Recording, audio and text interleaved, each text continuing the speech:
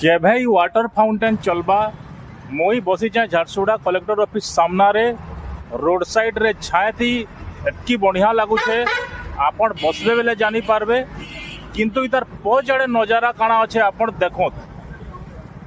आमे पहला जानी के चाहूँ जे ई पार्क बनावार उद्देश्य काना थिला। निश्चित भावे सरकारी पांठिरू पैसा आसिकरी पार्क बनथिला आ सरकारी पांठिरू मेंटेनेंस हेबार लगी भी पैसा आसुथवा।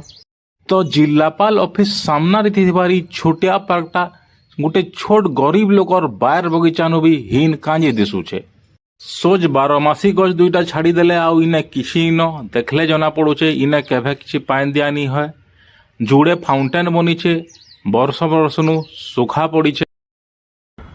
केभे ई वाटर फाउंटेन चलबा केभे ई पार्क बगैर दिसबा सरकार पाखे पैसार अभाव अच्छे ना मैन पावर अभाव अच्छे ना मनोबल अभाव अच्छे सेटा जानी पारले आमे बहुत खुशी हेतु।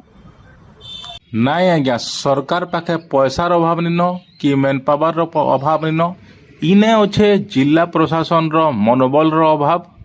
जदि केनसी मंत्री की विभागीय सीनियर अधिकारी पार्टिकुलर ई पार्क के विजिट करे बोली जना पड़ता तो ई पार्क 15 दिन थी सांगे सांगे चकाचक हो जाता किंतु कहीं नहीं पचराबार कही इटा एंता पड़ीचे इता के ही कैसन मनोबल रो अभाव।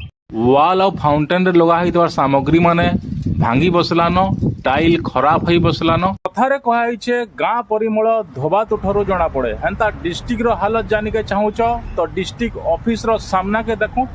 डिस्ट्रिक्ट ऑफिस रो सामना रे ये छोटिया पार्क टे बना होइछे इतार हालत के देखूं आ झारसुगुड़ा रे सिस्टम केंता चलीथिबा सेटा अनुमान करूं। वीडियो केंता लगला श्योर बताबे वीडियो सबकरी के पठाबे हालात रे केंता इम्प्रूवमेंट हेबा सेटा भी बताबे। रहली जय जगन्नाथ।